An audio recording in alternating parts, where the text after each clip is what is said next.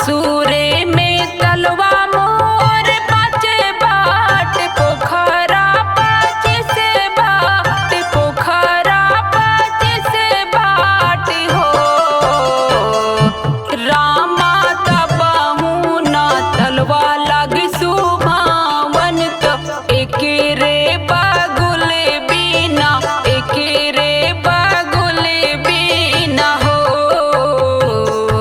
रामा तबहू ना तलवा लग सुभावन त एके रे बगुल बीना हो।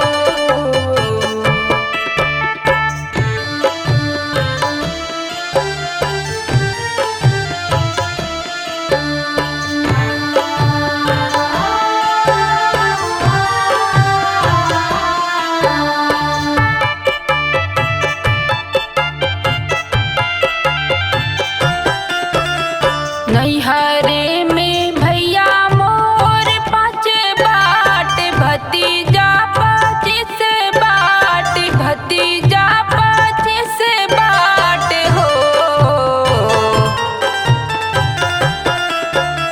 नैहरे में भैया मोर पाचे बाट भतीजा पच्चीस बाट भतीजा पच्चीस बाट हो रामा तबहू ना नैहर लग सुभावन त एक ही मैया के बिना एक ही मैया के बिना हो रामा तबहू ना नैहर लग सुभावन त एक ही मैया के बिना हो।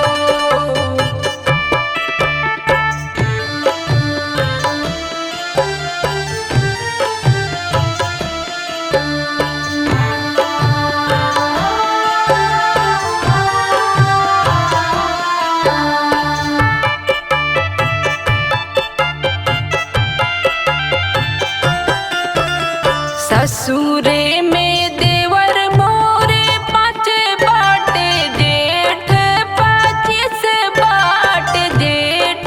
पच्चीस बाट हो